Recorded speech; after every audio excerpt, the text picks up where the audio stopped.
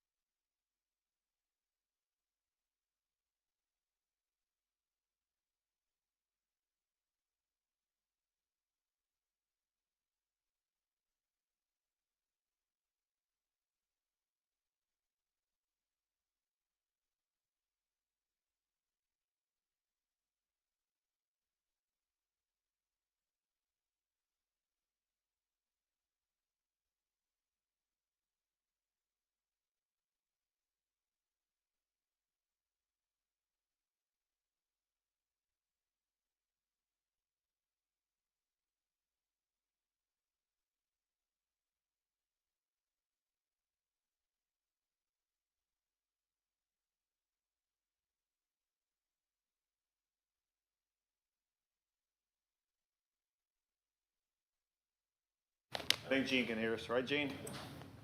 I can hear you. Good, okay. Can't see you, but I can hear you. Okay. I need a motion to come out of executive session. So moved. Second. Second? Second. Okay. We are out of executive session. There was no actions taken, no decisions made, and no voting.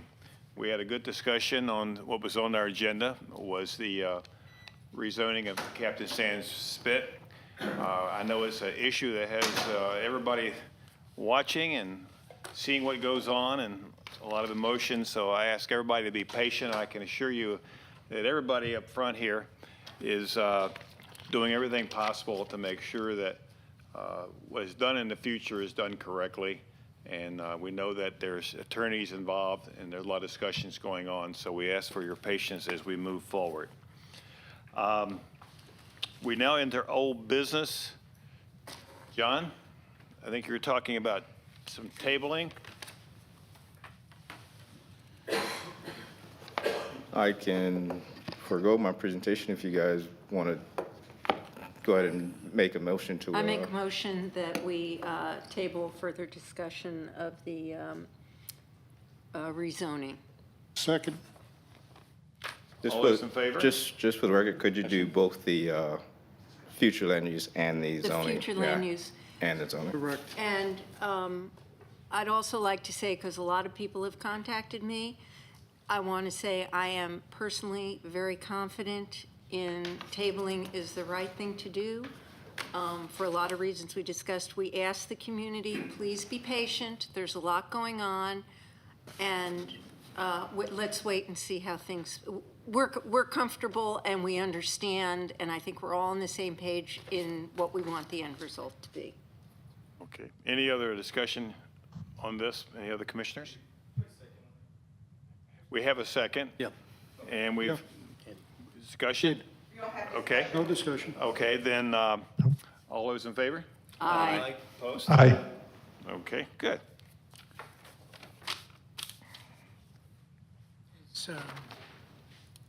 I'm sorry, was that somebody opposed?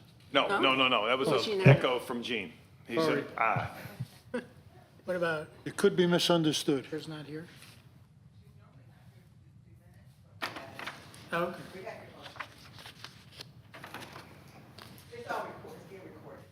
Right.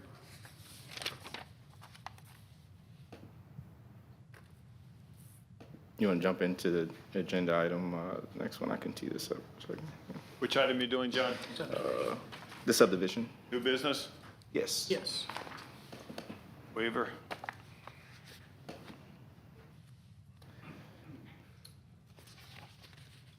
You want a motion? So the application before you today is a subdivision application. This is application number SBD 24000001.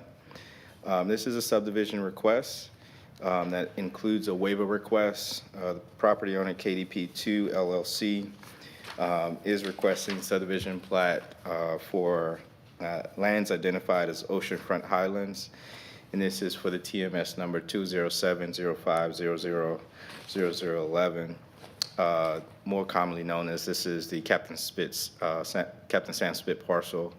The property currently is zoned R1, where there's a carve-out for R2 for the Beachwalker County Park lease site.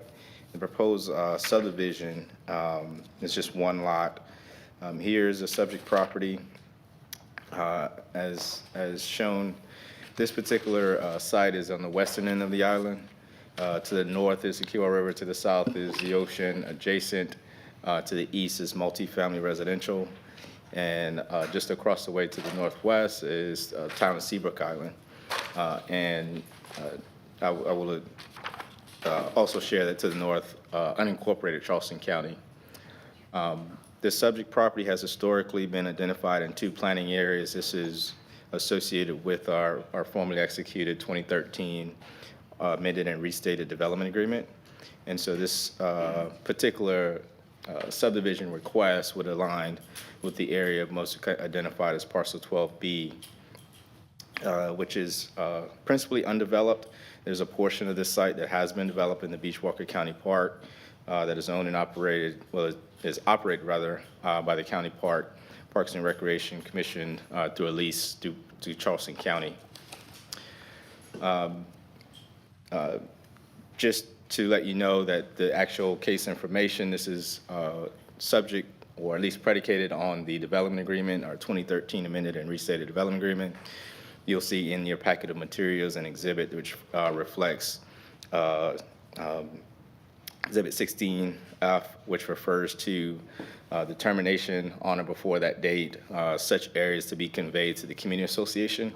This particular subdivision plat is the first of two that will follow in initiating that process of conveying lands to the community association. So I've included, just to show you the areas graphically, Exhibit 16.2, those areas of cream,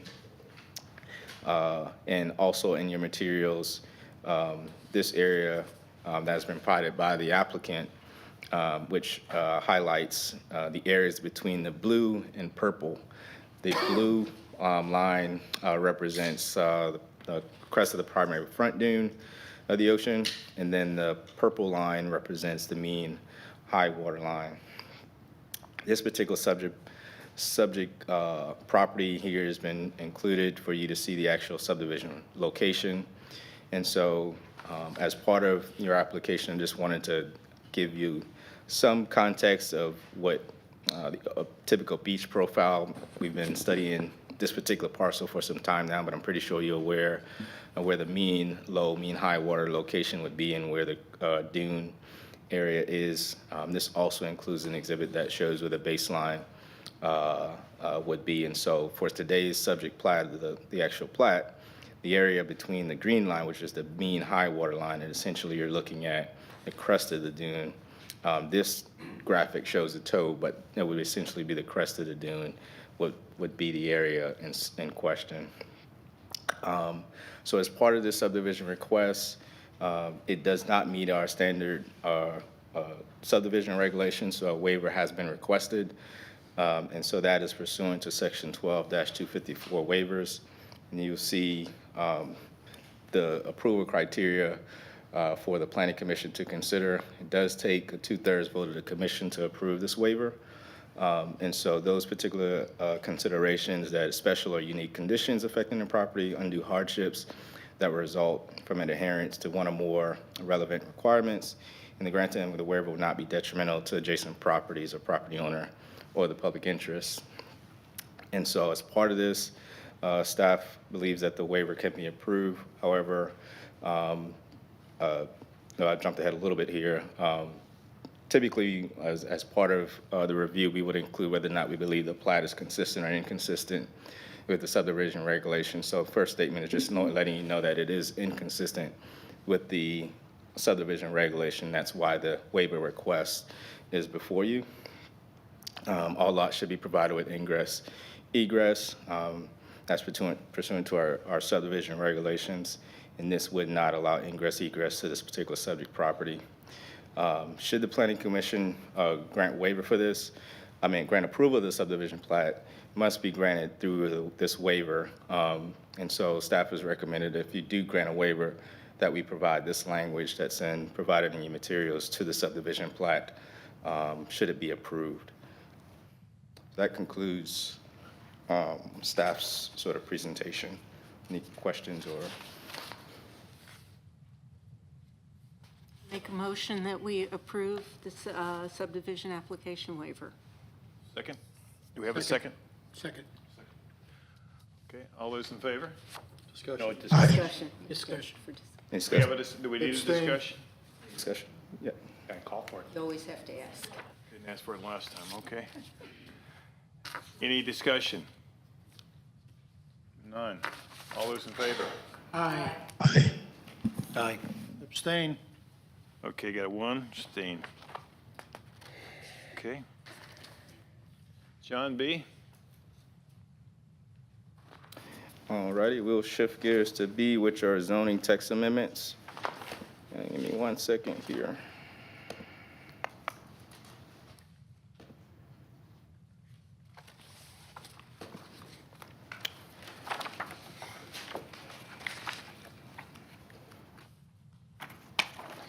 So at our previous meeting, staff introduced some language changes to our zoning code. They were brought by a couple members of town council, and had shared at our previous February meeting that staff would review those and bring those back to our March meeting for consideration. What is before you is staff's comments and red lines. In the presentation, you'll see the actual comments regarding the proposed language. There is the formal text that has been suggested, and things that you'll note in the actual language. Things that are in red would be proposed new text. Things that are in blue, we do have a couple of sections that are already pending town council approval, so I wanted to make sure that those were highlighted, even though those weren't approved yet, that those were pending town council approval. And so what I'll do is, Mr. Chair, kind of jumped ahead, but what I'll do is just kind of go, and I'm breaking these down by sections based on them kind of grouping together.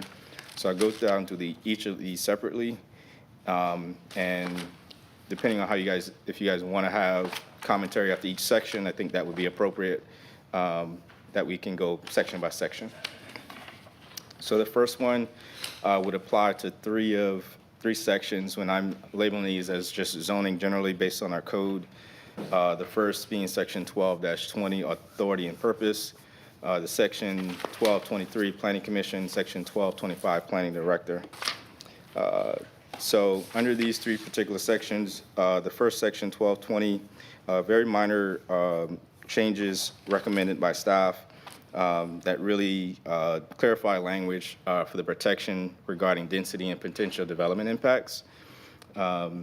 These areas also modify provisions for zoning permit applications and does provide mechanisms for additional review, particularly for large-scale development projects. That was one of the intent purposes of reviewing these proposed amendments holistically, was to looking at adding some level of additional purview for greater scale projects. This also connects the Planning Commission to applicable site plan review process under section 12-23, and then mainly looks at objectivity for review. Previous language that you saw in February were really subjective, no particular standards for review based on staff's findings of those. And so staff will recommend that you guys consider modifying any of these particular zoning standards in lieu of a subjective approach, more objectivity and things that would be able to be measured by criteria. And then finally, the considerations of timeline procedures associated with plan review to avoid development delays, as well as incorporating our proposed land and tree preservation board administration. And so those are some final details that were added. Are there any questions regarding the first section of those three ordinances? And I'll leave it up to Mr. Chair and how you want to kind of walk through each of these. Section 1220 you're referring to, John? Yes. Any questions on that? No, I liked your eliminating, because I had gone through it and eliminated, there was a lot of vague language that what does it mean? So I think you did a good job I think you did a good job eliminating some of that language. So I have no problem with it. So That's if page they're one. for helpful, then if we would go through each section and then potentially make the recommendation so that we can kind of keep track of the motions that way. So we're, at this point, dealing with 20, 12, 23, 20, and 23, and 25. 25, yes. So you want to do 1220, you want a motion on 1220? No, all We these, can do all them, three. if that helps you guys, we can do one at a time. So we'll do 20 can. at a time, yeah. You have a motion? I move that we accept 1220 as edited. Yes. Second? Discussion? I have a question. Yes.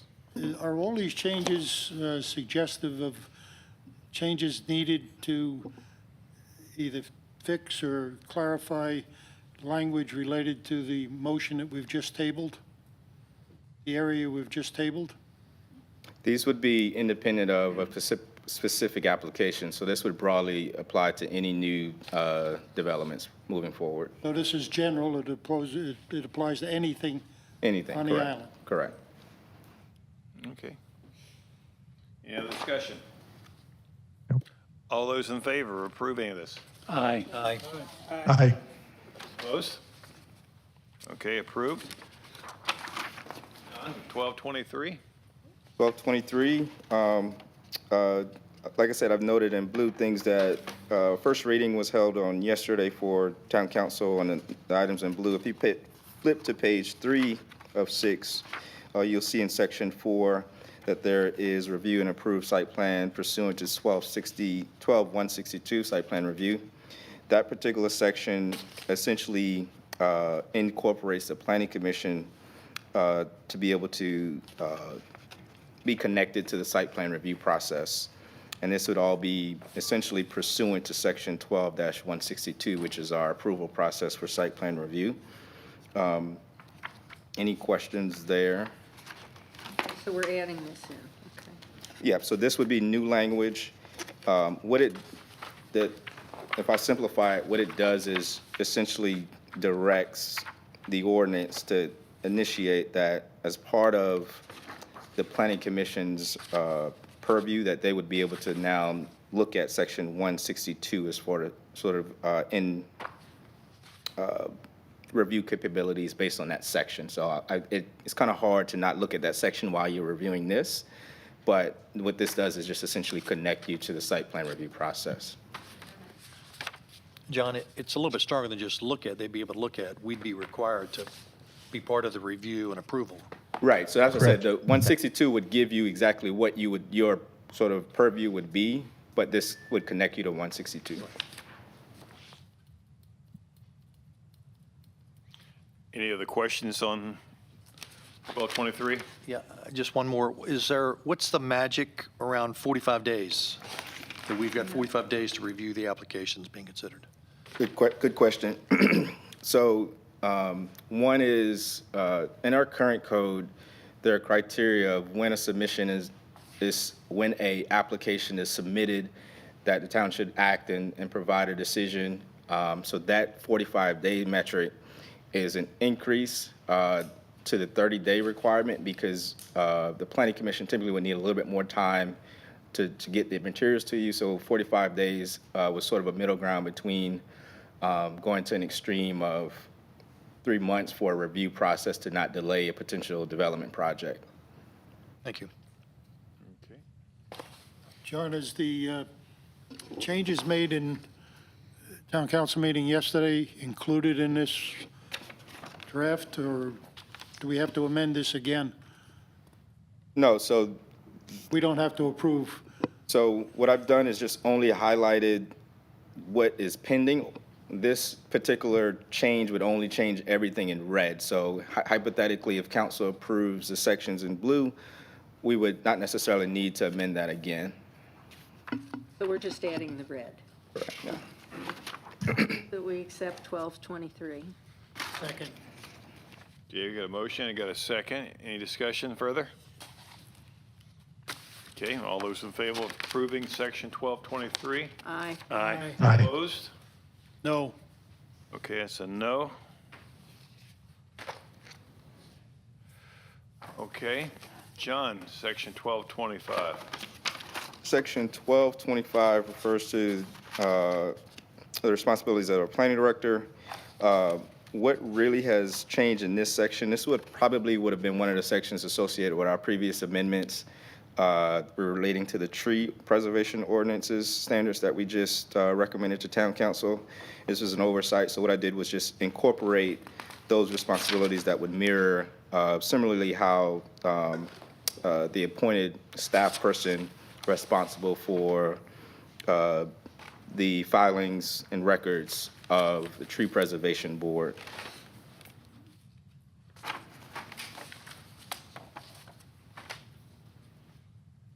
Any questions from anyone? No, I see you did away with all the vague language that I was really like, it was way too. There were- It didn't mean anything, so thank you for you saved us a lot of time, because I was going to go through it all and eliminate it too, so that was good. I do have a question, John. Given the action at the town council yesterday and the information you included in your memo today at 9 o'clock this morning, 9:44, Are we, at this point, able to really determine whether these changes are going to be made or need to be made? Or is this general enough so it doesn't bother just the tree ordinance? I think there's, I can say with confidence that the tree ordinance will be approved. It's just some tweaks that will be considered at second reading. So this particular language in 1225 really wouldn't impact any changes, I think, that are being considered now and as part of what council has deferred to next month. Well, again, acting on information we don't know and speculation, I'm hesitant to approve changes here that relate to something that's not been done yet. Well, I mean, commission can defer this one if that's the desire. I don't have a problem approving it because I've been very close to the tree ordinance and I agree with you. We are going to get it. There's some tweaks that I think maybe Larry, Ron, and I will take a look at, but you know, I don't have a problem. You know, if we don't get a tree ordinance, this is moot. If we do get a tree ordinance, it's already done. So I don't see the harm in doing it. Any other questions regarding this? No, he answered the question. Okay. Have a motion to move forward with approval? So moved. Second. Second. Any discussion further? All those in favor? Aye. Aye. Aye. Opposed? No, Got one no? I was an aye too, Patrick. Okay. John, All right, so I'm going to shift gears to the Impact fees? next section, which is which discusses impact fees, section 12-20-31. Sorry. The purpose of this really, to kind of abbreviate here, is to consider what might be assessments associated with if the town were to move down a path of considering impact fees for development projects. I do want the commission to be aware that our state statute really outlines a lot of criteria to be met regarding impact fees. So this does not necessarily initiate any impact fee that the town may pursue, but it really just allows the town to begin to consider what might need to be those things immediately that we move forward with. And so what's been recommended here are impact assessment studies based on traffic and environmental impact studies. And so this is not a requirement today of requiring any developer or property owner to submit an impact fee, but it gives guidance to what those things, considerations may be in the future.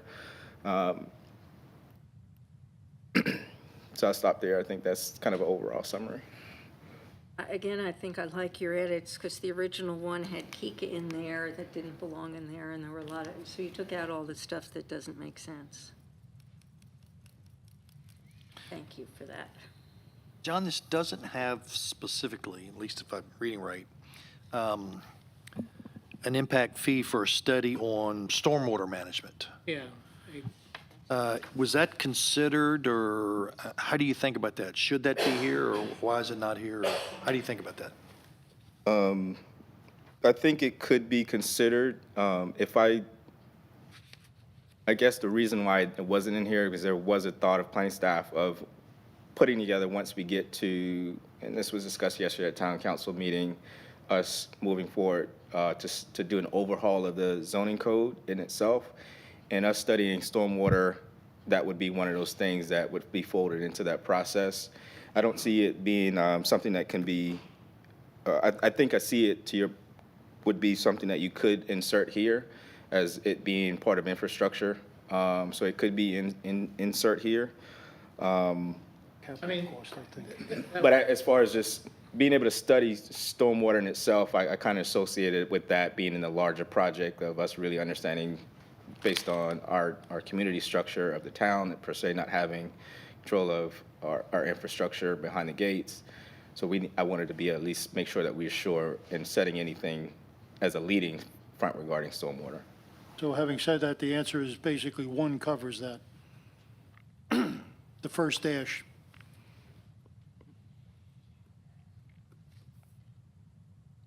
I would say so, then yes. I'm sorry, I don't understand where you, Randy, you're reading You, that. you're talking about under The A1, first bullet? ensure wise, appropriate, Consider compatible, future timely development. projects and consider the Capital, costs. capital facilities is what Mr. Capelli is Put referring anything in to. that, including a, Okay. So I see that, but I would still, Does, I mean, my way of does it need thinking. me? Sorry. Go ahead, Gene, go ahead. Go ahead, Gene. No, I was just going to say, does it need me more specific on that because it seems a little bit vague. I agree on that. So Mike, obviously this section's about fees, but is there a section where you really delineate the criteria for which development requires a traffic assessment, which one requires an environmental assessment, and then, as Luke said, you probably need a third, an engineering assessment? So, like I said, this does not set in place that the town has approved development impact fees. What this does is say what things should be considered as part of impact fees if the town does go down that route.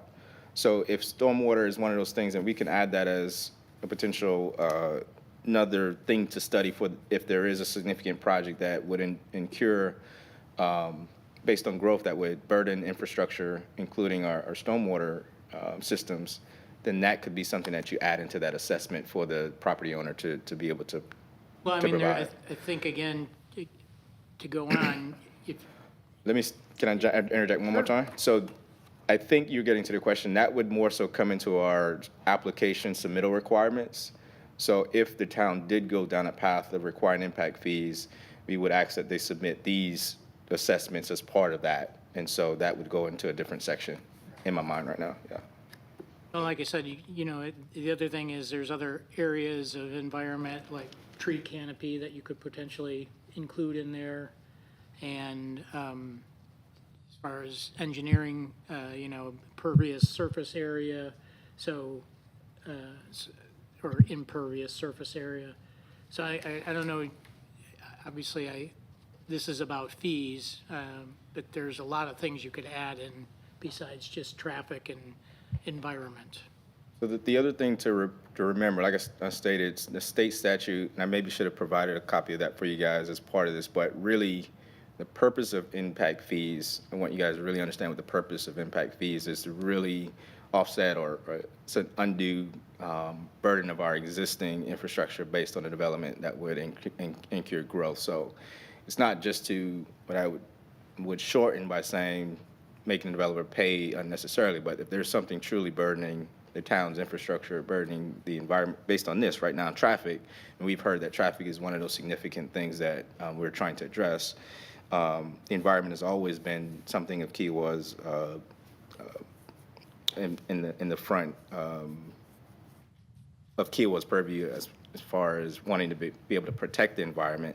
So these were the first two, and I think the initial recommendations did include traffic and environmental, so I thought these were appropriate. But starting with Mr. Lukes and his comments, I don't see an issue of adding a stormwater component to it. Yeah, I would probably like to add stormwater to it because it's been a significant issue recently. It's going to be a worse issue. The issue is partly because of rising sea levels and more king tides. I take Ron's point, Mr. Kern's point about the canopy. I think that's kind of covered in two if you read their habitat and in a rare plant existing. But I think that's important. I do agree. But I think stormwater management should be delineated, at least in my opinion, because of the issues we've had recently and the cost associated with doing an impact study. So if I may recommend, if it's a simple add, we can probably add that language, but if it's something more robust, you think that we should table this particular section, we can discuss this or study this one a little further. Just let me know what your guidance I is just have a there. question, because I agree with Luke that stormwater management does have an impact, and you'd mentioned it part of the site development process, but it seems like in past developments, stormwater management was not an automatic thing that we looked at, although we should. I mean, it took a lot of feedback from the community to say, wait a minute, you got to look at this, for the town to then say, okay, we will get a stormwater management engineer. So I think whether it's in this or something else, we want to be sure that stormwater management is a key criteria for evaluating projects going forward. just want to be certain that the town has always looked at stormwater requirements. So we've always done that. It's just the level of our requirements are not as restrictive as the other municipalities. And I think that's what the community has been advocating for, more restrictive stormwater standards. But the town has always reviewed our stormwater. Always hired a stormwater engineer to review our plans? I didn't know that. So we've not always hired a party to review our stormwater plans. I'm saying the town has always made sure that our stormwater regulations and development projects are consistent with the town's code. Yeah, that raises the, With that. So I get the confusion. What has happened, let's discuss it. So Stephanie, based on our- you can not be picked up by the mic, so Oh, unless. So based on our, as John said, based on our current ordinance, it just requires that it meets DHEC. DHEC has to approve it and sign off. When this project came about on Beach Walker, it was asked if, that the town should look at some other stormwater issues. So John, as the planning manager, he asked essentially, Mayor, can we contract with Weston and Sampson? Said yes. So they did a peer review. Their peer review was based on Charleston County's regs. That is not part of our ordinance. Our ordinance does not state that the application has to use Charleston County regs. It only states DHEC.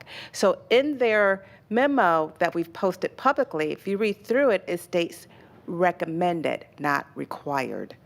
So what we're doing now, and one of the questions that came up at council yesterday, because I think the idea was that because Weston and Sampson came in and did a peer review and they made all these recommendations that there were requirements. That's not necessarily the case, but we are going to talk with our legal counsel to see if we can require that, but because it's not part of our ordinance, then we may not be able to require that they look at more restrictive or more or different regs that Charleston County looks at versus DHEC. So so I think what John is saying, if we want to look at making but this changes isn't- to the doesn't ordinance, say anything it could like be that you make the change to include more restrictive requirements based on just DHECs. So I Regs. think we're in a position where should we table this and have John do further work on it and then bring it back next time? yeah, I think also that Certainly can. the whole subject, the way it's approached here, the staff is requesting that the commission have a study and then state requirements for leveling fees. We're only going to make recommendations to who? Council? Is Okay. council asking for this? Is staff asking for it? The whole context in which this is presented doesn't make a whole lot of sense. It certainly is not consistent with what Stephanie just said. Okay, it goes back. Can we table this and John, you can further do some development on it and bring it back next time? Yeah, and maybe, Mr. Chairman, look into, should we do an ordinance change to make the stormwater more restrictive? That would be a separate thing, but I think we should look at that. We can certainly look Yeah, at it. we do have, obviously, there is a marsh management plan. One of the big sections in there is stormwater management or stormwater, Runoff. stormwater what? Stormwater runoff. Yeah, runoff. It's more than runoff, though. It's stormwater protection in a sense. And we've already got KICA having their plan. If we're talking about the need at one specific area of the town, i.e. Beach Walker, we got to put that into the marsh management plan and complete it. But there's a facility there to answer all these questions in marsh management. All we got to do is expand the, Sounds like you're agreeing we should table this and get more information. well, yeah, to put it someplace where it belongs. We have a motion for that, though. Can we have a motion? I move that we table this and have John bring it back after he does more study. So 12-31. 1231. Rule 31 on impact fees. Second, have a second? Second. Okay, no discussion? Yeah, I have to say, just with a focus on stormwater management being added here, both for a study and for the developer being responsible to pay for the new stormwater management in a project, kind of like the last line in number 2. Okay. I guess I would also say, I think, again, it's not fees, but delineating where and when these studies, assessments are required. So, got it, noted, okay. Yeah, the way the marsh management plan structure is set up now, individual projects, if you will, are going to be considered by subgroups of the committee. The committee comes back with a recommendation to include all of this as to fees, as to costs, as to participation by what group or whatever. And it applies to the entire island, not just one area. So it clearly can be, and it is an easy add to the marsh management plan now to consider not only stormwater management, but the extension of the stormwater management plan to Beachwalker. But I No think reason for it. the impact fees are separate. I mean, that's a Right. separate thing we need to Right. look at. We can table that right now. Okay, any other It comments? should be. Yeah. Okay, we have a motion to table. We have a second. We've had our comments. All those in favor of tabling this? Aye. Opposed? Okay, John? All right, so the next section refers to 3 of our zoning map districts, which is R1, R2, R3. The recommended changes mostly revolved around lot coverage designation and switching those to 33% for all different property types. What staff essentially did was just did not recommend that moving forward for a number of reasons. One, I think it needs to be a part of a larger context and review of making a zoning change of lot coverage, maximum requirements, and not sort of an isolated situation as this. Additionally, this would change the character of a number of areas on the island and how development would be able to move forward for property owners who specifically really are R2O zoning districts. And so I've tried to only include a snapshot of one example, but what I have recommended as part of this is that we already have this somewhat tangentially related in our marsh management work group, which is studying pervious and impervious surfaces. And there's been a lot of talk about lot coverage and incentives and additional things that would be considered.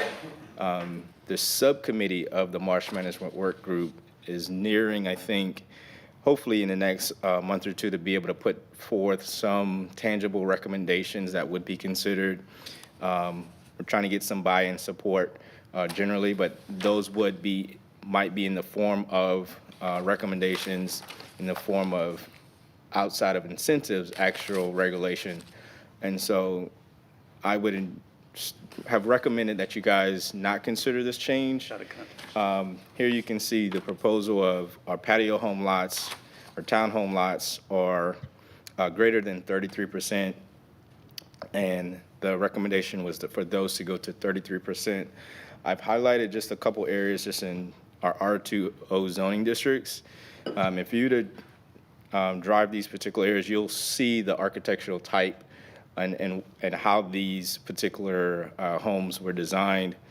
And here's just one site plan that shows you how that particular house is sited on a particular lot.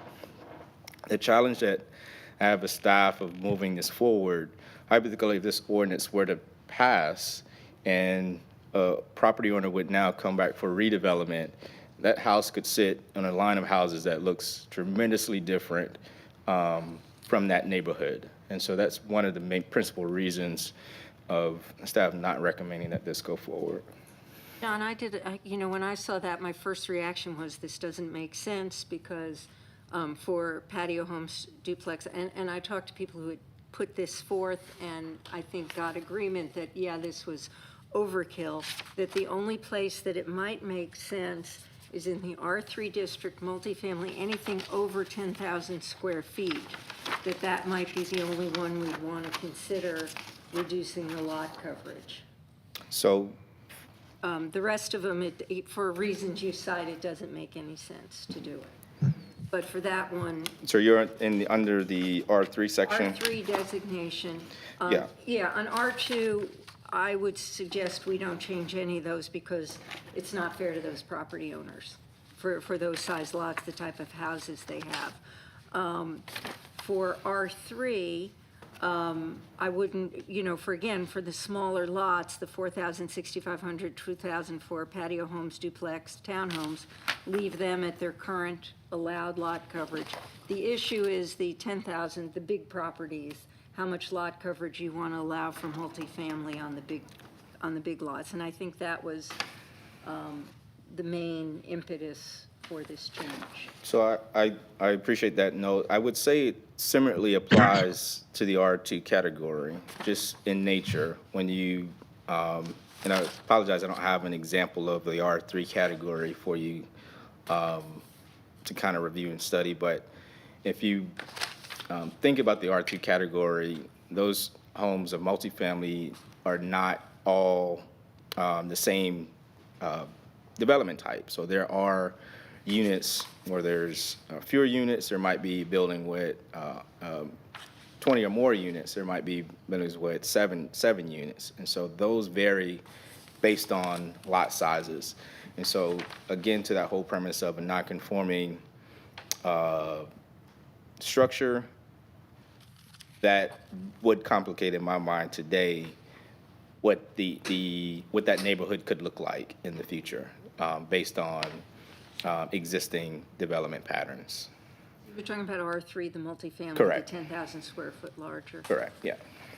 Perhaps before we make a decision on this, we should have some examples or understand, like I don't have a concept myself of what a 10,000 square foot lot is. I can bring I back think that forth might make some sense examples there. to understand it a little better before we act on it. Quarter of an acre. John, I'd like a little better explanation of you.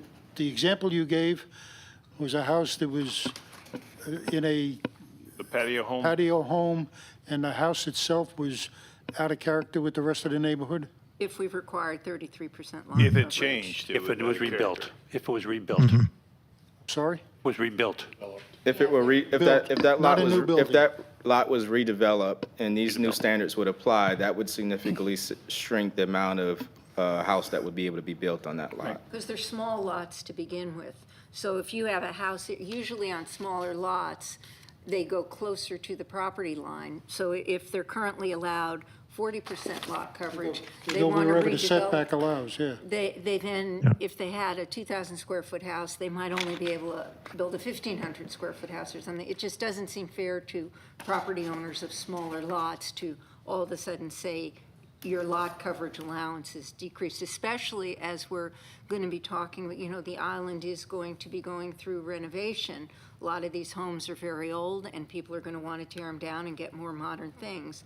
I don't think we can decrease their lot coverage allowance. I don't Well, think that'd be fair. I think on a renovation, they would be grandfathered, right? No, only if they built exactly the same thing. If they were non-conforming, they could rebuild what they have, but what they have now might have been built 40 years ago, and what they want today is going to be different.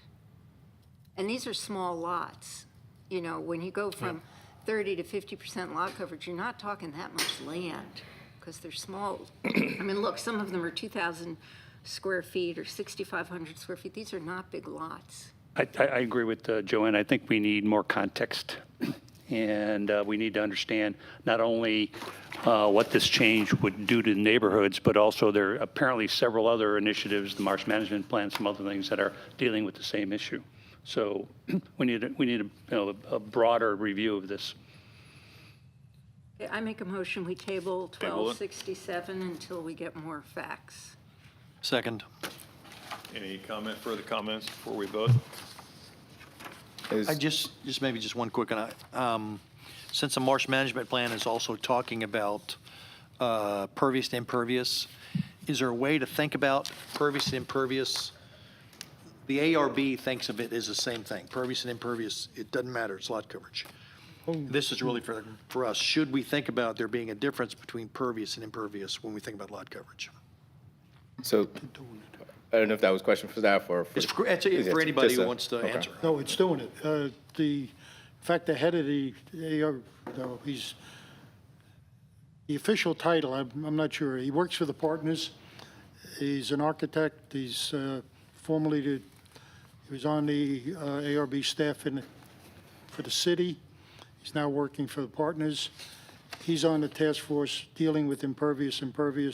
They have a series of recommendations coming out, which will give you all the details about what it is and what you can do and what you should do and what's recommended, realizing that they can't impose specific requirements on private property. So what I also do recommend, Mr. Chair, we can have formally Ms. Kay, Mr. Capelli's on the work group as well, but we had 2 members on that work group. So what I can recommend is that we can have an additional member from the Planning Commission join that marsh management work group, specifically the pervious and impervious, so they can kind of in tandem work and understand the progress moving with that subcommittee. As those particular recommendations might come out of that subgroup, the Planning Commission can be ready abreast of those things. So we can consider one member joining that group. We can certainly do that. So we have a motion to table it, I believe. We have a second. Is that the most, just for the record, you made a motion to table 1267. Is that just the entire sort of section that those 3 sections in general, Oh, or I'm just kind sorry. of? I was just looking at that. Okay, so I'll amend that. It should be 1265, 66, and 67. 67. Although 65 didn't have any changes, so there's really nothing to do on 65. I included that for reference, so. Yeah, so really, we're just the changes are 12-66 and 12-67. So those are the ones I'm motioning to table. Okay. We have a second. Yes. All those in favor? Aye. All right. Aye. Opposed? Okay. Thank you. Moving along. Our next section pertains to use regulations. We're specifically looking at section 12-102, 12-103, 12-106. So these are this is a section of our code that essentially gives what can and can't be built, or conditions that can be built as far as use on properties. And then the third is regarding temporary uses. So after looking through this particular section in ordinance, this is an exercise that I believe needs to be done more comprehensively. Staff's recommendation was to consider the commission really scrubbing the entire section to identify land uses. This hasn't been done. The last time I believe it was done specifically, it was only for the section of Freshfields Village when that was being annexed. It would be an appropriate time from staff's perspective to look at the entire section to identify uses that would be either permitted by right, conditionally, or through special exception. On yesterday, staff made a proposal to council regarding this being an initiative that would be beneficial of us finishing up our comprehensive plan and being naturally sort of a next step to look at the entire island uses. And so that would have been the initial recommendation of staff for us to do this as part of that process of more comprehensively. With that being said, there are a few sections in here that have been redlined, and this would be more so pertaining to section 12-106. If you look at 106, Page 9. that outlines the temporary uses section. The concern here really births of how the language here, the concerns raised are how sites are developed and essentially staging and construction areas. And staff's recommendation, you'll see in that language, is really looking at how temporary uses as temporary buildings or temporary material storage areas, how would that be treated pre and post site development? And so the recommendation is that these be approved as part of the site plan process. Right now they are, but this is just putting that formal language inside the code, and as well as ensuring that those lands are returned to the pre-site sort of condition, which would may require additional planting or vegetation based on to be able to satisfy that pre-site condition. Kind of like a before and after photo, what you're saying? Precisely. But what if the conditions change as a result of the construction? that would be something I think needs to be considered as part of that process. Every site is different. Everyone can't stage the same. Materials can't be located in the same area. It differs from neighborhood to neighborhood, property size, all those things I think need to be consideration. Those I think can be evaluated through the site plan review process. And it says to the satisfaction of the planning director, so it gives you some discretion, you know, if, obviously, you can't grow a tree necessarily the same size as it was, so. Correct. Isn't the language in there now sufficient to deal with those circumstances where they do change as a result of conditions change as a result of the construction? And you don't have to restore it to exactly the same condition if you if you take the temporary building off? Yes, I think the intent here was looking more so if there was a property that was not on the same site. Right now, the same site would have a site plan approved intently that you would be able to see if there was an adjacent site that would be utilizing for material storage. Was there any impact created if there was an adjacent site? So presumably somebody else's property. Yeah, I mean, we would already require that their letter of coordination be if there's a adjacent property owner using that site, but if this would be thinking about the potential impacts of that site. I think If it that sounds- site is not included in the overall site plan, if that area is not included in the overall site plan. It would be submitted as part of the site plan review process, yes. So then if whatever the site plan approves, including the landscaping portion, would take hold, would take preference over restoring it to its natural condition or its original condition? I'll say it this way, it's a process that's already in place, that this just strengthens the ability to ensure that it occurs, whether it look like pre and post development. Yeah, but if the development takes that area, the area where the temporary building is going or whatever it is they're using for construction, takes that area and deals with the remediation of that area in a way that satisfies the site plan, what additional authority do you need?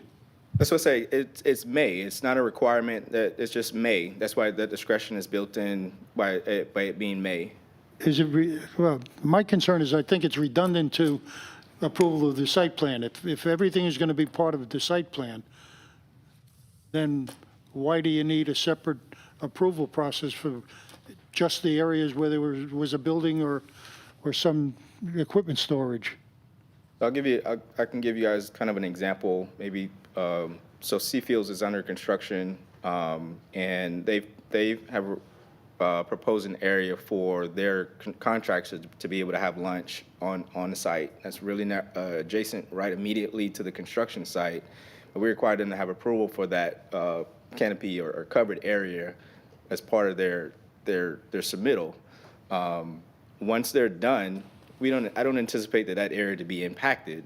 So I don't foresee any additional plantings or anything required, but this language just gives, I think, in the discretion of what council has asked, some definitive language that would ensure that something is in the code. Yeah, and I think, John, in many cases, a lot of the changes are being suggested based on the experience, recent experience of the Beach Walker properties, and it ignores the impact of other areas. And I'm not seeing a need in any other area, especially where there's private groups and other areas where the planning consideration should have considered rules or conflicts with other adjacent jurisdictions. In this case, KIWA, or KICA.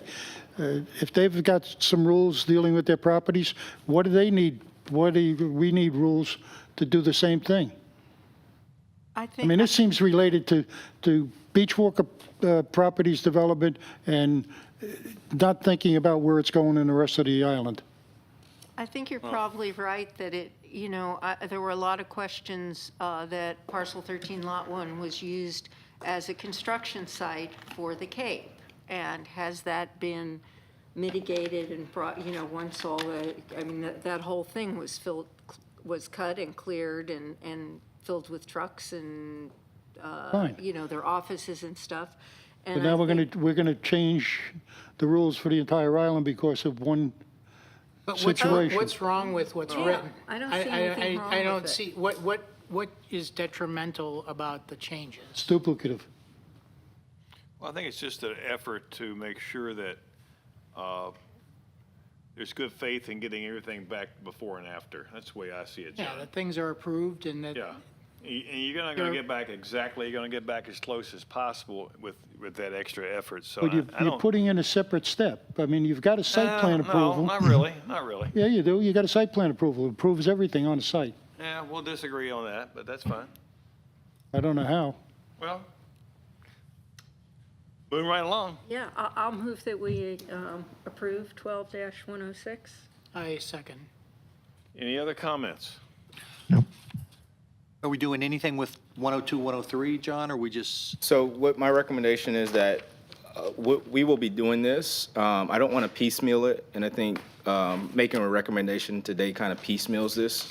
And so I would say that we just hold off on presenting a recommendation to council until we have comprehensively reviewed that entire section. I'm gonna, on this particular section? I'm sorry, 102 and 103. Okay, that's, okay. Yeah. Okay, so you're okay with us not doing anything with 102, 103? The motion is only for 106? 106 was just Yeah, temporary 106, uses. the others didn't have any, 102 and 103 didn't have any changes.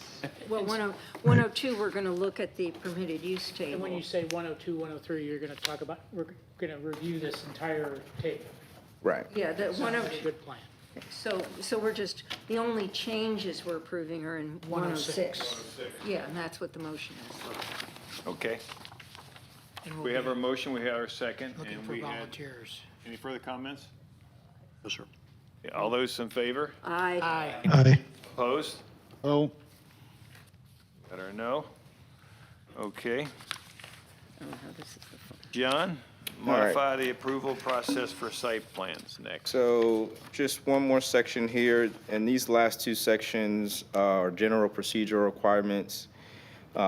These particular provisions are being modified in looking at our zoning permit applications and, as mentioned earlier, the site plan review process that would split now in more significant size development projects that would allow Planning Commission to review those particular sort of scaled projects.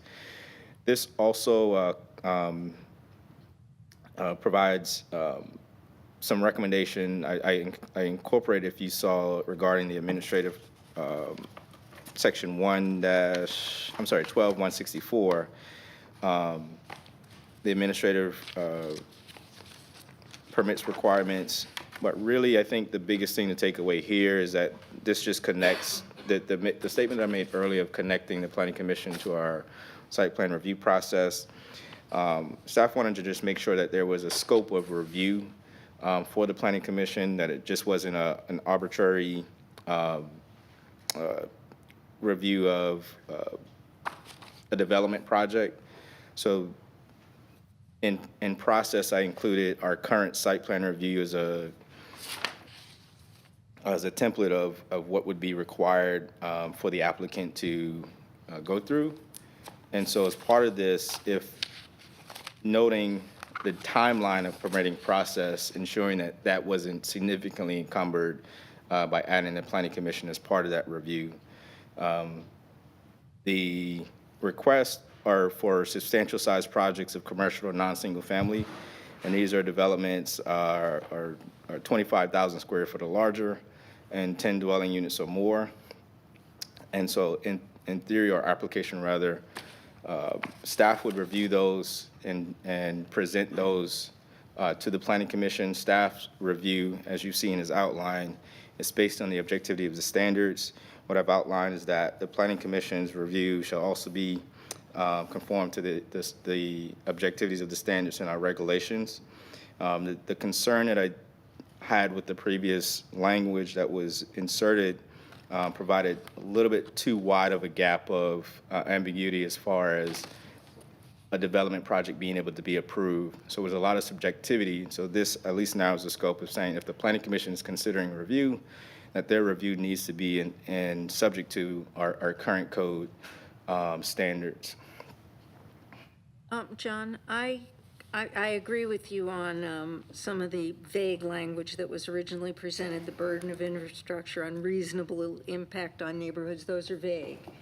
But the original thing was for structures greater than 20,000 square feet, not 25, more than 10 residential units or community pool complexes or other common areas where 20 or more parking spaces are to be provided, and I think those things should be reviewed by the Planning Commission. I'm not sure why they were taken out of that recommendation.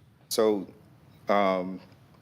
I think there's a threshold of administrative review that should be administrative. I think the thought pattern there was really targeted to beyond just administrative review, but really allowing for the community to be able to influence a development project at any scale. And so I thought that this would be the most appropriate level to at least keep it objective, still retain some value in allowing the Planning Commission to review significant sized projects. Surface level parking lots is really nothing I think the Planning Commission should have to have review. I think significant size projects would be appropriate for the commission. I think those things that could present more of a direct impact from a in scope and scale is what really I retain in the ordinance. I think I like having the original language. I think there's been a lot of concern that the community representatives haven't had enough oversight.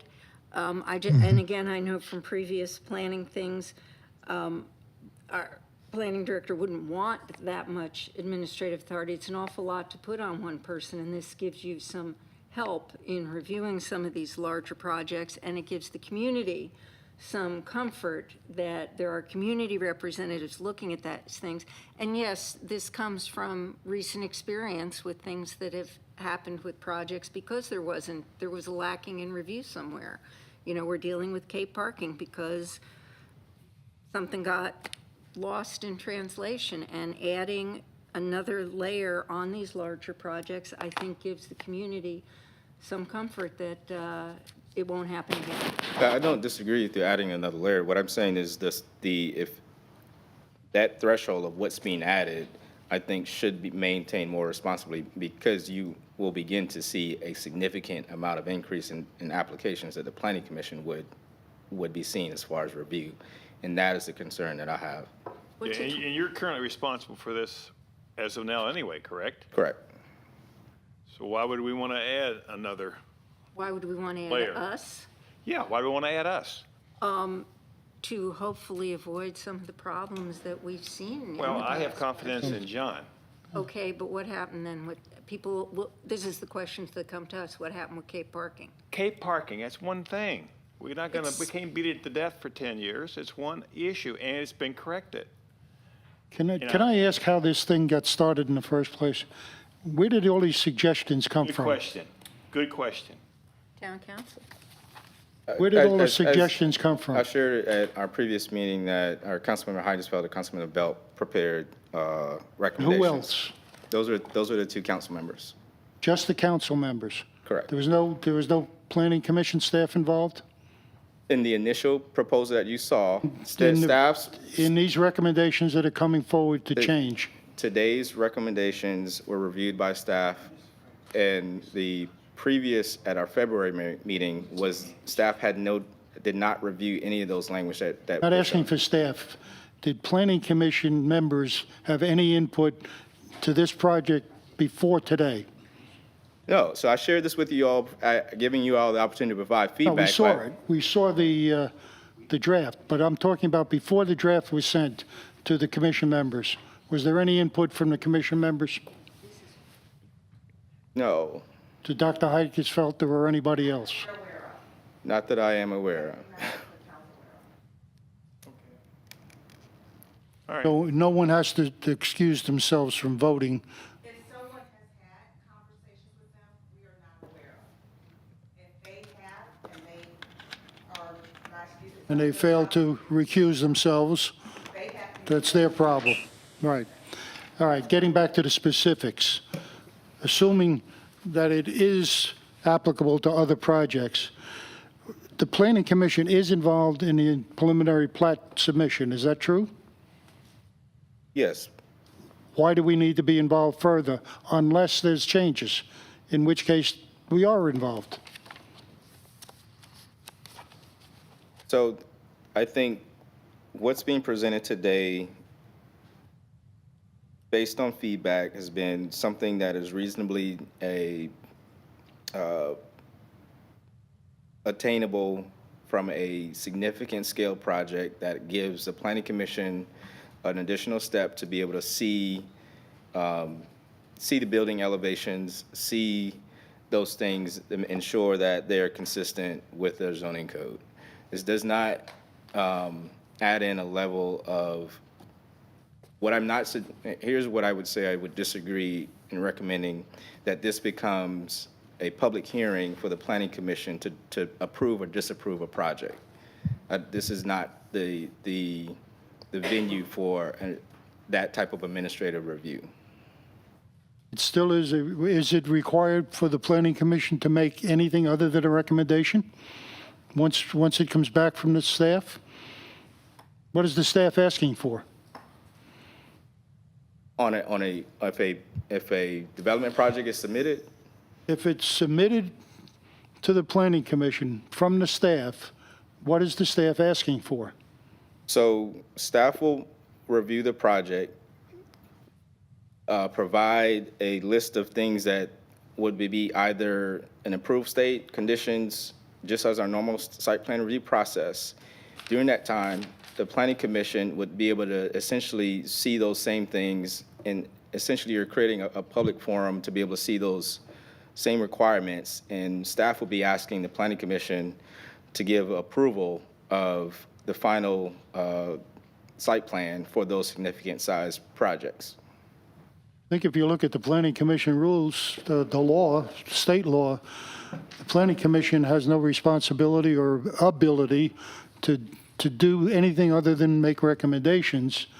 And if an appeal to the Planning Commission is made, it's made by the staff, and then the Planning Commission would have to make a judgment as to what the planning staff has decided. Is that what this is requiring? So An appeal? I think there is value in your statements regarding purview of the Planning Commission being sort of a final decision-making or a recommending body, and a final decision-making authority on our subdivision regulations. As this not being part of our subdivision regulations, I do think that there could be questions on applicability of this particular section giving that purview to the Planning Commission. That can be something that we pull back in and have researched intently. John, can I ask you, how many hours does the planning department take on how many hours would it require from the planning department to do that site review plan on the size of project that's noted here? How many hours do you spend doing that? It'll be weeks, yeah. Okay, so as I read it, the planning commission shall do it the same way. So are we going to have to take weeks to review? I mean, I'm still kind of trying to understand. I think should be a review. I'm all for having, some sort of support. But are we required then to have weeks to do that site review too? The thought pattern here is an application would be staff would go through the entire site plan review process, come to an approval state, and then bring that to the Planning Commission, say, hey, this has been submitted, these things are consistent, these are the potential conditions. Does the Planning Commission agree with those? That would be in application how this process would work. So you're not asking us to I'm not asking you to duplicate meet. your I'm not review. asking you to meet with the applicant, go back and forth, submitting comments. That's not what I'm asking you guys to do. Okay, when you get an end result, you'll bring it to us and say, this is a site plan for this particular project, and you will have identified any areas that are in nonconformance. So again, what are you asking for us to do, other than look at it and look at your work? Look That's at really his- it. That's basically it, yes. It's a peer review. It's a second how does check the public because peer somebody review? doesn't believe. But a peer review presumes you're a peer. I have no planning, I don't know how to do that detail. You going to educate me? Staff went back and my initial recommendation was to not include any of this section for those types of reasons, but I understood the pressure points, and so I thought really hard on what could be sort of a amenable submission that could be provided. This sounds to me like the government regulations. They're trying to provide, in every regulation they write, 100% foolproof for whatever their goal is. Nobody gets killed, nobody gets injured, no tires blow out, no plane crashes. You can't do it. It's impossible. Yeah, the only- And they don't believe that you're capable, or I'm sorry, not you personally, but a planning department is not capable of doing the work they've been assigned. Yeah, let me ask Joanne. Joanne, what did you anticipate this, I mean, how did you anticipate our involvement in this? Basically, I think there's been concern expressed to me over excessive administrative approvals.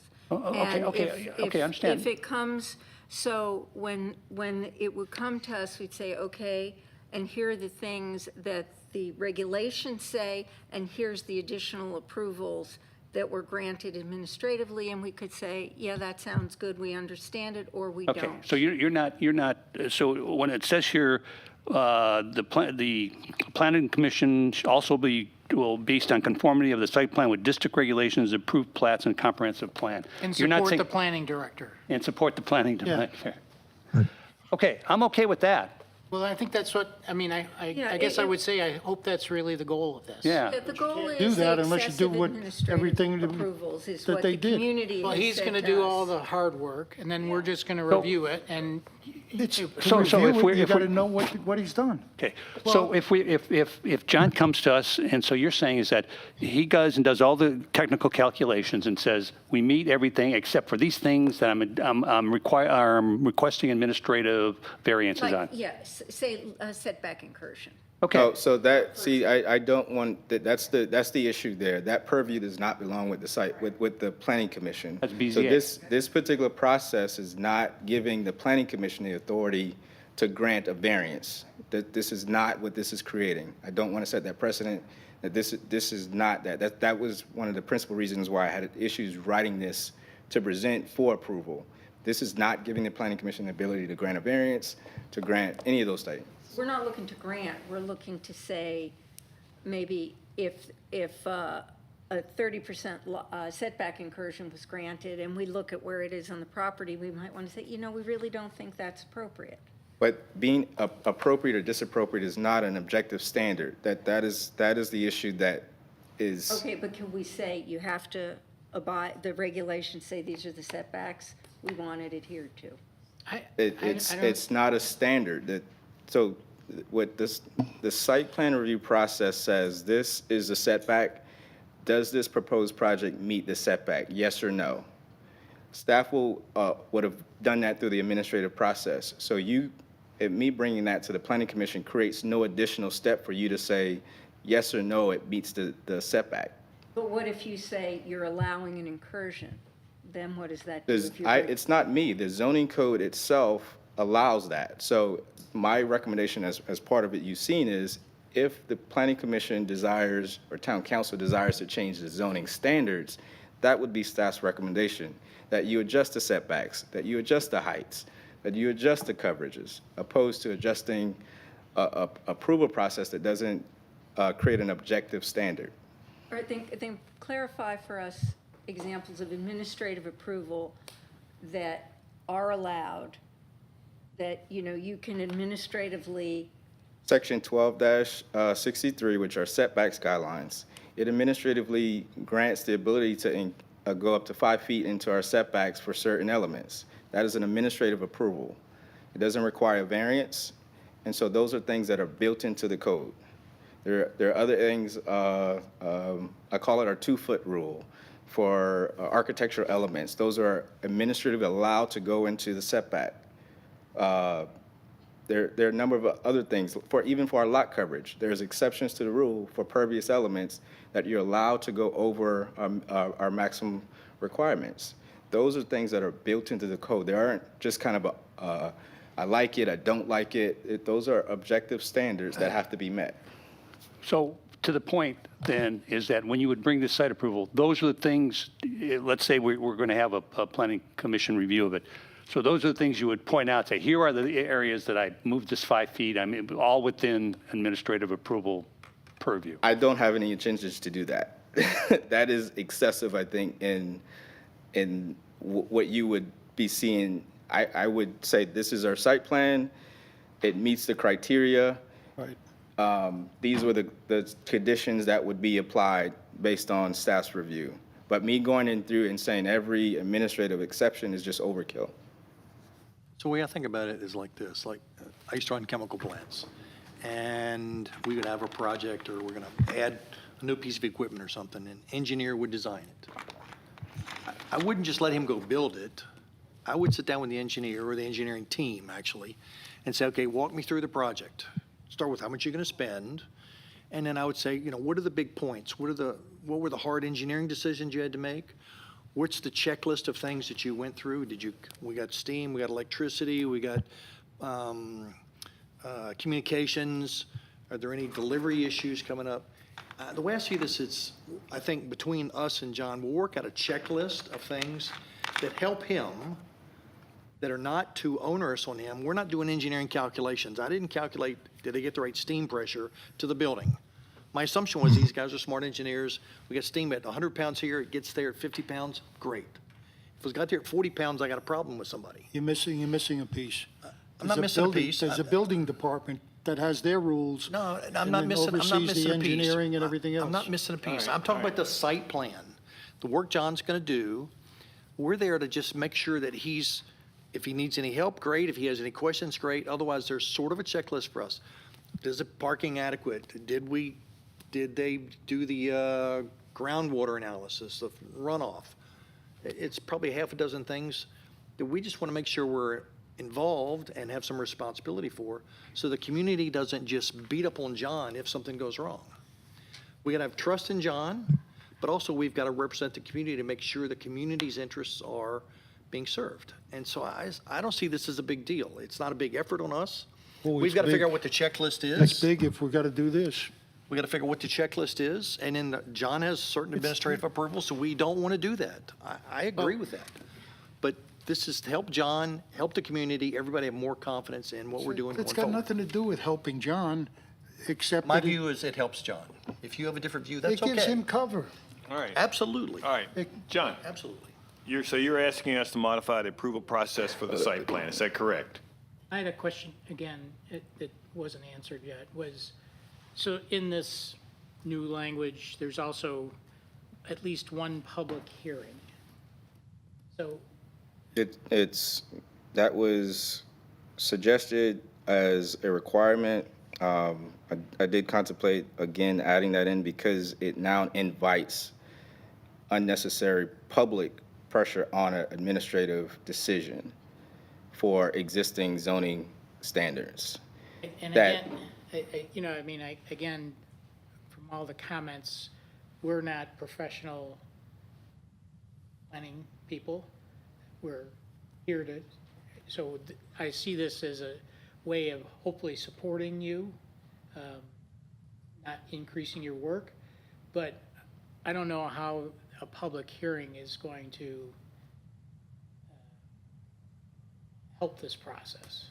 I would highly recommend removing it from the language, number one. But number two, there's no, so let me backtrack. I can share the things that staff has done to try to gain confidence in providing the community with more assurances. We've uploaded to our website now our site plan review applications. So those projects that are going under site plan review, we've uploaded those to our website. That's always been available. through our portal, that people can be able to understand the timing and process of those. What this particular amendment to 162 does, I think, is it does create an additional unnecessary work, but it provides, without certainty of the language being as narrow scope as it can be, it does open the door of great concern that the commission will now be put under political pressure to approve a project when it meets the administrative requirements of our zoning code. And so that's the biggest thing that I think is concerning for staff, not just as staff, but as you said, as a planning commissioner. If a project meets the requirements of a zoning, of the technical requirements of our zoning code, it should not have to be endured by public pressure to be disapproved. And so that is the opposed, and that's why I mentioned the commission, town council should have been our standards, opposed to creating a process for public review of administrative zoning standards. Yeah, I take your point, John, very much so, but I don't think we need to be afraid of transparency. Right. You know, if you go back to the zoning, and we just expanded the zoning radius from 200 or 300 feet to 500 feet, it's a communication tool. People are going to come in, and it doesn't matter what you present, somebody's going to criticize it, no question. But we can't be afraid of that criticism, and we can't be afraid of being transparent. We're doing the right thing. All of us are working really hard to do the right thing. And if we do it and do it in the public, in the open, and people have comments, we take the comments, take them to heart, and maybe we get a good one. Probably 99% of it maybe might not be relevant to the standards that you've talked about. But I don't think transparency is something we should be afraid of. I'm not arguing with transparency. What I'm saying is the unintended consequences of a development project being proposed. It meets the technical requirements, and you have a room of 40 people show up that don't like it because it's blue instead of green. Yep. Then the planning commission is put under pressure to disapprove that project. And We could pay Now- big bucks. I think We could pay I big can- bucks not to be under that Yeah, pressure. I think So we can handle that. I'm just stating there are unintended consequences of moving down this particular pathway that I'm just putting, it's your recommendation, it's council's decision, but I'm just letting you know staff's perspective on this. This section was difficult for me to prepare for those reasons that I've outlined. I think in this environment, I don't think we should be afraid or concerned about transparency and the unintended consequences. I only see it as a good thing. So John, in an effort to bring closure to this, are you asking us to modify the process for the site plan? This is recommended amendment, whatever you guys can act on, however. Yeah. Could you give us a hint of what, again, this is a conceptual, spatial, you change it from 20,000 square feet to 25,000. I have no concept of what that means in a real building. Can you give us some concrete examples so we know what you're why you made the change? You know, what would it change the impact on? I think it was as simple as not encumbering the development process on what I would say major and minor development commercial projects.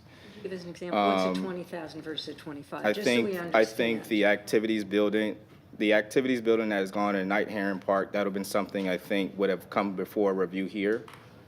So that's over 20,000 square feet, is that what you're saying? Yes. I would need some more time to post some It would numbers. help us, I think, to understand whether it makes sense or not. John, are you only asking, at this point, the change in B as outlined is what they're requiring? That it complies with the substantive requirements of Chapter 12 and has been published? Is that all they're asking for? I'm sorry, where are you? On 164B. He's on 164, John. We're still We're talking on about 162. 162. We're on 162. Joanne, I asked Mark, just to give an example of 20,000 square foot, so he said River Course Clubhouse is about 20,000 square feet.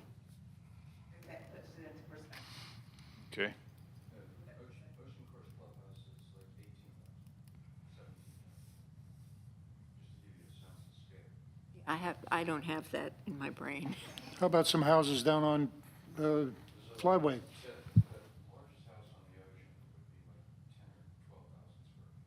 Yeah.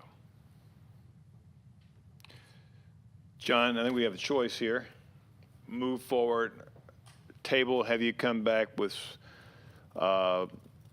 maybe a recommendation that somewhat sounds like the Planning Commission is asked for further review with your discretion.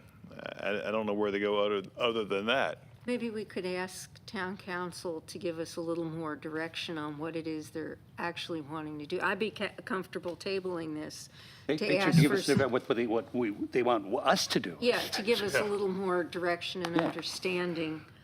I'm of 100% in doing something to support John and provide him whatever support we can. I just don't know what it is yet. Yeah, so I would be comfortable Not in this asking. form. So, Careful, we'll come back with something, because remember, this doesn't come from town council. Town council did not discuss this publicly, really. They had discussion publicly, but it did not come as a full recommendation. But this came from some It came counselors. just from 2 council members. The other council members didn't look at this, so what we can do is we can massage this. Maybe ask the other counselors to look at it. And without saying anybody is, Careful, they did. Involved in doing something for you all. So staff will all right. Mr. Chairman, I can't hear Stephanie. Mr. Chairman, I move we table this. All right, Luke. Site, section Lucas. 12-162. Luke is suggesting we table it.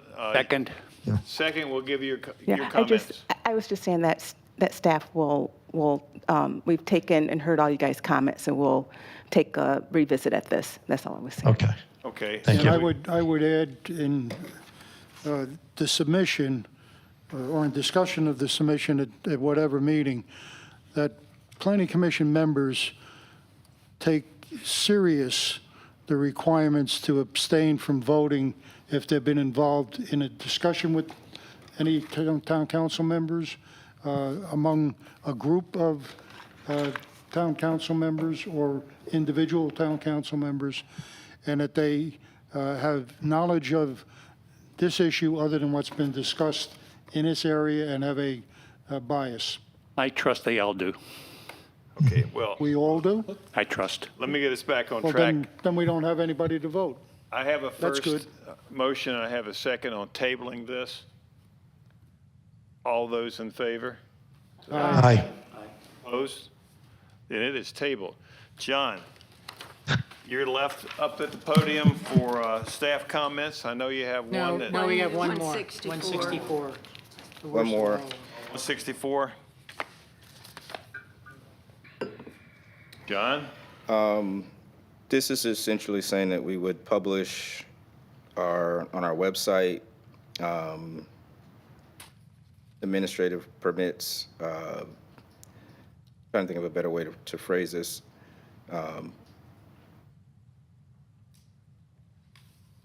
Yeah, that's kind of stuck there, but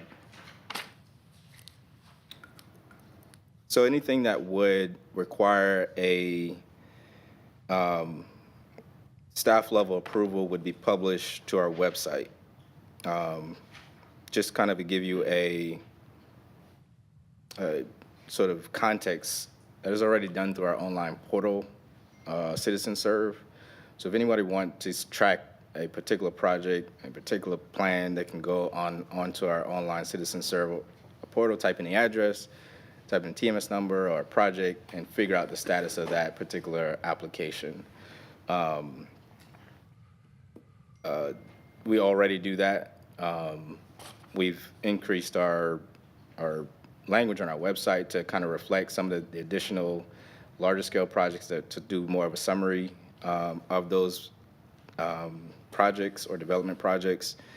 The only concern that I have here is that publishing this on our website, this now creates, this would be done for every single development project. So once a house has been approved, single family residential, we would now be adding that to our website. And I just think that it's just kind of unnecessary.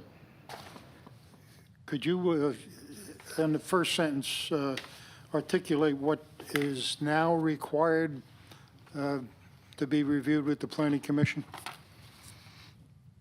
What is now required? Forgetting the language we just tabled. In 162. B, what is required to be reviewed with the planning commission? So our subdivision regulations, any recommendations that would, let me slowly break this down. So our planning commission has a purview on our subdivision regulations for plats, preliminary final plats. Planning commission also has purview in recommending rezonings, text amendments, or comprehensive plan amendments. Under plan development section, planning commission does have approval of site plan review under plan developments. And so those are the big ones. There might be a few other smaller things, So but those are for the most essentially- part, that's part of the normal process now. It's been done after site review and before the final plat is approved. You tell us what changed, if you will, or why it changed. Can you repeat that one more time? Essentially, what you're going to review with us before the final approval would be anything changing from the plat for whatever reason, from the preliminary plat for whatever reason, including waiver of requirements or whatever. No, this is not doing, what this is saying, so hypothetically, if a development project requested a variance, or required, planning commission review, this would not apply to those because it That would would go have to essentially BZA. come before the planning commission or board of zoning appeals. What this is saying, if there was an approval at the staff level of where this, application has been completed and issued, that we would post this to the website. So, sorry to interrupt. So would this, essentially, as you described before, where you have administrative ways to approve the 2-foot rule or whatever you call Yeah, it? tell us about it, though. For variances for setbacks that are already in the want him to publish it, but I'd rather. ordinance, would that be No, an I'm not example of worried about this? That you would somebody now have building to a write a house, written explanation? telling the people in. I really don't know if that's the truly intent of why this was written. Give it to the. I can't really answer that question. So this says administrative permits that will modify or Okay, maybe waive you wanna- requirements. So this is looking, it's saying you're supposed to post things. Is this because Especially people are when he brings the concerned preliminary that? plat. Yeah, so the intent behind this, and we started doing this, but the intent was really because of site plan. Yeah, well, And that the site plan that was approved, it was, didn't require any type of, so initially, the concern was that it didn't require any type of variance. This probably was from timbers and from the Cape. And so what I think they're trying to put in place is some sort of mechanisms to say, whatever staff approves administratively that doesn't require any type of review, i.e. BZA, Planning Commission, we want to make sure that the public knows, and we want a space where the public can go and find it. So what we've started doing, and it's one of the things we're going to work with the communications, because right now I think it's maybe a little bit, a little tough, is that we can create on our website, doesn't necessarily be an ordinance, but if you guys want to make a recommendation to ordinance, create on our website a way to be able to list projects, because I don't really think, honestly, that people really are concerned about individual homes being permitted, but the way it's being written would require us to. So we would probably want to look at it and say, for the larger projects, and that could be anything over 20,000 square feet as an example, or 10 dwelling units or more, that we're going to put that in a space on our website that everyone can be able to go and they'll be able to follow the progress of the approval process. So I think that's kind of where it's all stemmed from. Is really, I think, because of some site plans that were approved and people are saying, well, we didn't even know that they were approved. And we're like, well, because there wasn't anything that triggered a public review process. It was all done administratively. Right. And So, that isn't all bad either. The fact that you don't need a public no, review. that's just your. When all of the boxes were checked based on the rules, based on the law, and approved by the appropriate level, whether it's staff or council or planning commission, or BZA in some cases, what difference does it make? So sounds to me like this is connected to the discussion we were just having. Yes, So yes. should this be part of that additional coming back to us and a better explanation, and when this would be a part of it? I think so. It could be, and I then appreciate and maybe that. when we come back Could too, just we say can, we can, don't recommend it. Or we can say we don't, but, yeah. and so we can come back and we can also maybe highlight, there may be some different ways through communication that we can make sure that the work that we do is more transparent.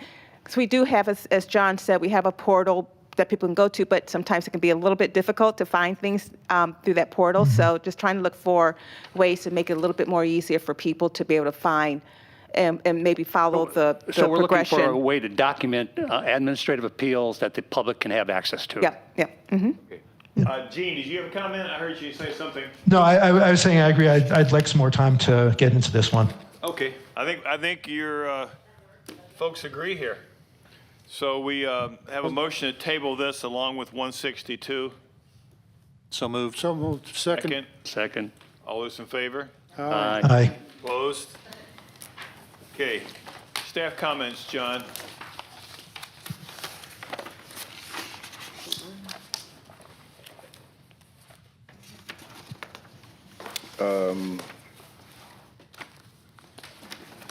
Yeah, there are two things really I wanted to update you on.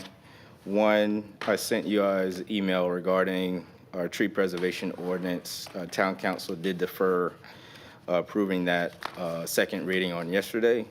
And so one of the requests was just to get additional clarity on the applicability of single-family residential and why might that was a recommendation of the Planning Commission to council. So I've had some discussions with some of you already regarding that, so I just appreciate if you can just respond to that. The additional thing that I wanted to bring up was there was a request potentially to change our meeting times, and so if that's something that the Planning Commission Say again, Is that- actually, what happened? Change our planning commission times. What to what? from Wednesdays to Mondays, if that is amenable, there was a recommendation for that. Yeah, somebody mentioned that to me. We specifically were asked by the town council a few years ago to change our meeting time to be sure it was after the town council meeting. Right. I mean, that was done on purpose. Change their mind. Could we respond to So if they refer requests? something on no, if we refer something, I don't know, yeah, Yeah. because half of them, they've referred us and some No, we refer to it was them. done specifically to allow the time for the planning commission to respond for the next council meeting, tasks that they provided to the planning, or referred to the planning commission at the current meeting. So if they did it on Tuesday, we didn't want to have to answer by Wednesday, or by Monday, we wouldn't know about it till the next planning But commission. part of it too is that if they request of us to do something, we take it up on Wednesday, we do something, but then you've got FOIA notifications and all the stuff that needs to be done. And if it's one day, that, it's going to be automatically pushed out, at least a month. I say we let them change their meeting. If they It want was to change just the meeting, let them change correspondence that I'm theirs. bringing to you guys. If staff's Wednesday's fine. recommendation, you've already outlined. I'm okay. Monday, I'm still hungover. John is just a messenger. Just a messenger here. There was also consideration we had discussed this previously of moving our meetings from 2 p.m. to 1 p.m. at our last time we looked at our rule procedures. We did settle on 2 p.m. based on commission's time and availability. That was 2 years ago, I think, now. So that was the other part, if you wanted to adjust the meeting times from 2 Just a year p.m. ago, to 'cause I 1 voted p.m. on that too. Just a year ago. The answer is We're no. good. I think we're all good. Runs right into cocktail hour for me. Mondays, he's still hungover, so we can't do Mondays. Speaking, That will conclude staff speaking of comments. your list here, Okay, John, of council comments, what did they do with the comment of the inconsistent language over coverage? For coverage. There was a reference in the ordinance to the town of Kiowa Island. There's a reference in the zoning text itself that suggested it's different than the town of Kiowa Island. So, You said so the second reading, municipal did- second, jurisdictions are second reading legal did not. jurisdictions. I don't remember the exact words, but So second reading did not get approved, but council did not have any discussions regarding differences of that. The only thing I will highlight again from town council meeting that I had in my notes is that the first reading and public hearing for Planning Commission and Board of Zoning Appeals term limits did go before council, and so council has decided to make those retroactive, opposed to how the language was written previously. yeah, they didn't listen to anything I said. But anyway, the question here was, with respect to the comments you're asking for, would it be appropriate to make the comment to make the language at least consistent with respect to We coverage? can chat offline. I'm still struggling on where you are of trying to. Are you talking about the tree preservation ordinance? Sorry? Are you talking about the tree preservation? Yeah, that's There's his some list. section in there that you're That's his referring. list of items. Okay, yeah, if you can get with John. So, yeah, we can talk after the meeting. John, any other comments other That's than all. the news on the no for the changing of the meeting? That's what I think we heard. from I heard everyone. no, so there will be no changes in meeting times. Okay. Let's move on Or to public comments, but before we do, I want to thank the public for coming to our meeting, since it went longer than any of us anticipated. So thanks for your patience, and thanks for giving us your afternoon being here. Do we have any public comments? None, okay. Commissioner comments. We'll start with you, Gene. Gene, this is your first meeting. You could have signed up for Netflix, but you chose the Planning Commission. So here you are, my friend. I'd just like to thank everybody. Thanks for your support coming in. Kind of a crash course getting ready for today's meeting. So looking forward to the future ones and becoming more involved with the commission. Thank you all. Well, thank you for serving. Dr. Curran, No additional comments. No comment. comments, Joanne? No comments. You comment? Luke? You know, I always have a comment, so. A short one, short one. We're waiting for it. So I said this before, but for the council, for the folks here in attendance, for the staff, I don't think we need to be afraid of transparency. I think it's a good thing. If you think about what the town has done over the past couple of years, they've tried to increase transparency. They've tried to be more communicative. If you think about some of the knocks on Kika, one of them might have been in the past, transparency, and I think Kika's working on that. I think it's a good thing. We're doing good work, and the work should be celebrated. And I know it adds a little bit extra burden for some of the transparency to be accomplished, but I think to satisfy the public that we're all doing good work, I think it's a good thing. So I don't think we should be afraid of it. Thanks, Luke. Andy? I'm not disagreeing on transparency. I am suggesting, I'm really looking forward to comments from staff as to how to make it more transparent and not to force a procedure on everybody that not only is costly, it takes time, it's inefficient, and it's completely duplicative of what staff is doing, and shows no confidence in staff, to be honest with you.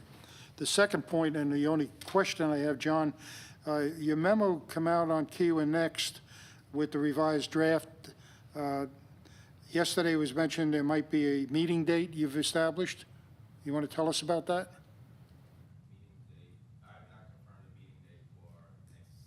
Okay.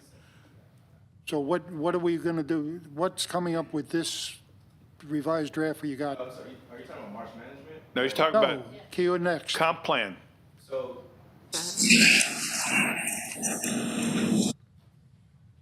Regarding Kiwanis, so that document that I shared was essentially the debrief from our previous meeting, making sure that you guys were able to see the changes that were made. So I just asked that you review that and make sure it was consistent with what the feedback that was provided to David and his team. We're still working to get through sort of the remaining of those documents to present it more of a comprehensive way. With the he kind of previewed what the document would kind of look like, so they're still working through that. We haven't found a date yet to nail down and to present those to you, but after that date is confirmed, that will be sort of our final, if I say, opportunity for the commission to review it before we want to take it public. So we can expect another draft before we have to decide on this, or do you want No, comments no, on no. this? If you have comments on what you have seen, please share those. Yes, please do share those. Okay. With no other comments, Bill, if I could just make one quick comment? please. Oh, I just want to actually, you guys may have said this at the beginning of the meeting, but I want to just make sure I say it. I want to thank Joe Wilson. Today's his last planning commission meeting. Oh, thank you, He's Joe. been wonderful with us. He's been great. You've been with us maybe going on 3 years, Like that. something like that. So thank you for your service. Very appreciative. And then, of course, next month, you will have Mac. So, thank you, guys. Thanks for putting up with all the non-lawyers on here asking questions. Thank you. Can I have a motion to adjourn this meeting? So moved. Second. Second. We're adjourned.